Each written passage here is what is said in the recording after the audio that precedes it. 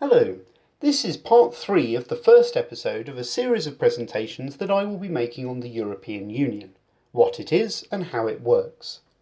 The first episode is about the governance of the EU, and in this final part I'll be discussing how the EU makes laws and how those laws get applied to the member states. I'll be referring to various EU institutions throughout, so watch part 2 of this episode if you would like to know more about the differences between them. So here is an overview of the process of EU lawmaking, with some details along the way to explore some of the oddities of the lawmaking process and to examine some of those more commonly made statements about the EU.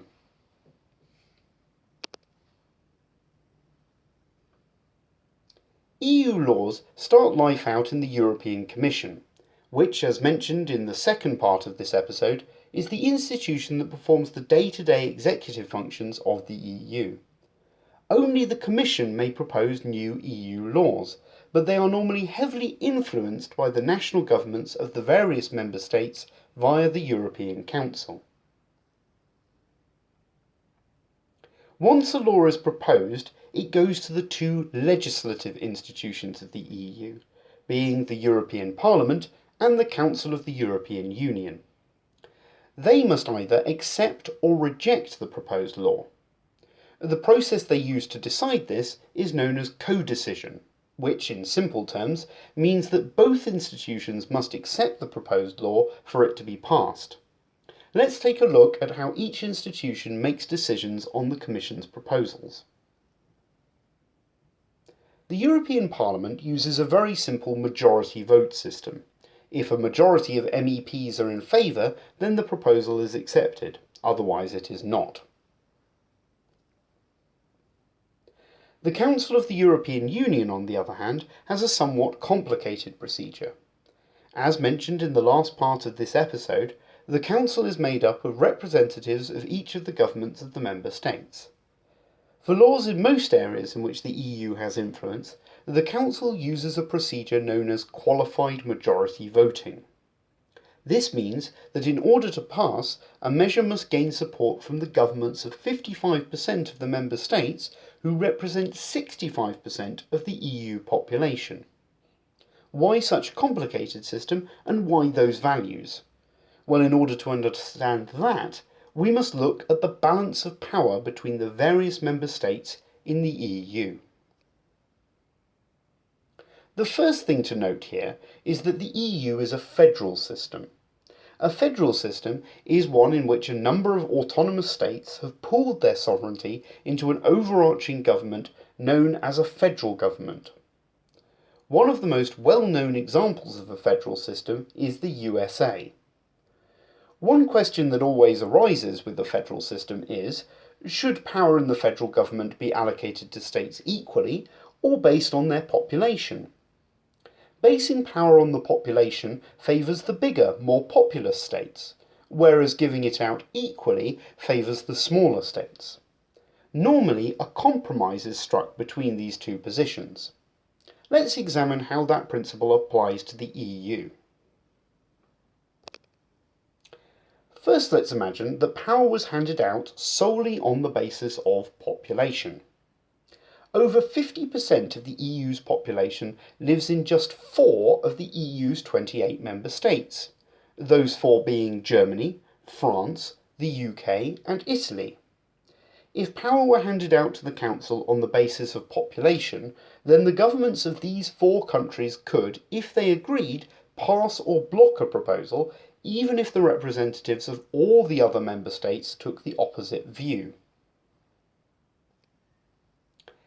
Even if the bar was raised to 65% of the population, then the group of nations that could pass legislation if they all agreed to it would expand by just 2, with the inclusion of Spain and Poland.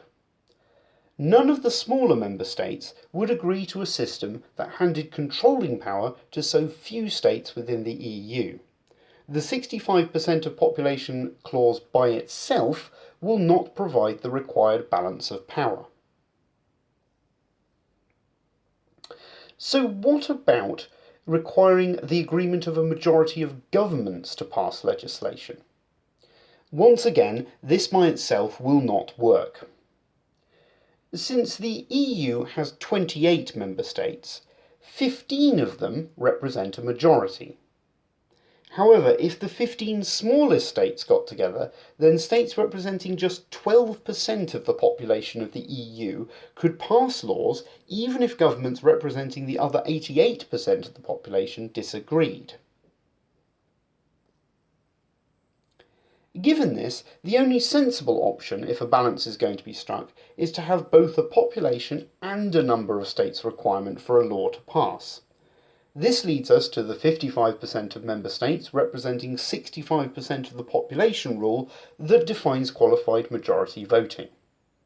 It is interesting to note that in order to get governments representing 65% of the EU's population to agree to a proposed law, at least one of the UK, France, or Germany must support it.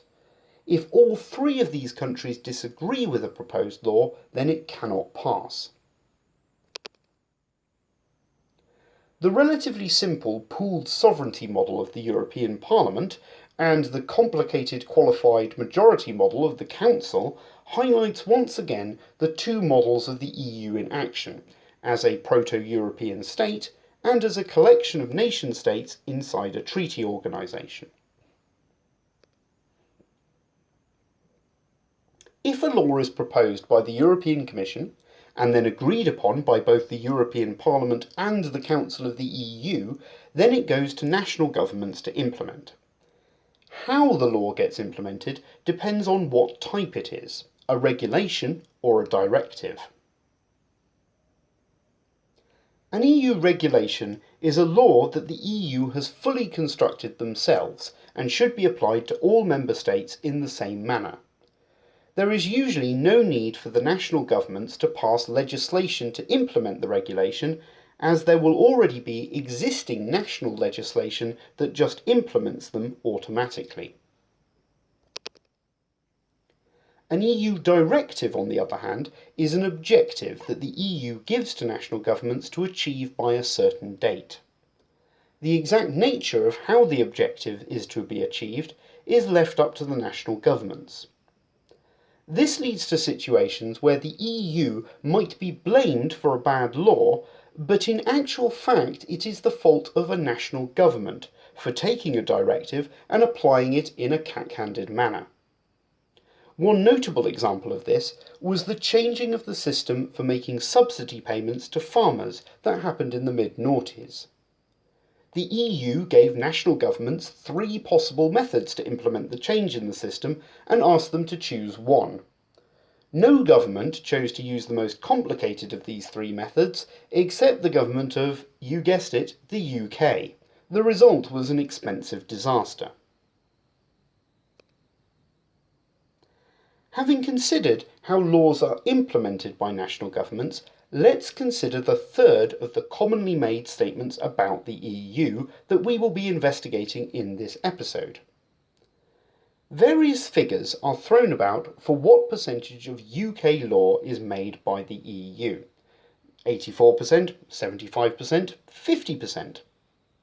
Rather than going into a detailed analysis of all the figures, I will straight away say that this is a pointless exercise, as all the figures are misleading. They are usually meant to demonstrate that the UK government does not control the UK anymore, because all of our law-making powers have been taken by the EU. However, in order to do so, they compare things that don't really make sense to compare. They talk about laws, but they do not distinguish between Acts of Parliament, EU legislation, EU directives, statutory instruments, or any other law-making instrument, all of which may be referred to as laws, but all of which are implemented in different ways and have different effects. They don't distinguish between, for example, an EU regulation on the cross-border transport of chemicals, which would affect only a few businesses and people across the whole of the EU, and an Act of Parliament changing the way that the NHS is organised, which would affect everyone in the UK quite a lot. So this statement isn't so much true or false as completely misleading and incomprehensible. The final thing to mention in this part of this episode is about some more pan-European organisations which are affected by EU legislation. Once again, these organisations are separate from the EU, though not as separate as the Council of Europe. Like the Council of Europe, however, they have confusingly similar names to the EU and its institutions. These two organisations are the European Economic Area, which consists of Norway, Iceland and Liechtenstein, and the European Free Trade Area, which consists of those three countries plus Switzerland. For now, let's focus on the European Economic Area. The states of the European Economic Area are part of the common market with the EU. This means that they can trade with the EU freely without tariffs being raised. In order to gain this benefit without being EU members, however, they must implement all the EU regulations that pertain to the common market without being able to influence those regulations. They must also support the free movement of people, meaning that EU citizens are allowed to go and live and work in their countries, and vice versa.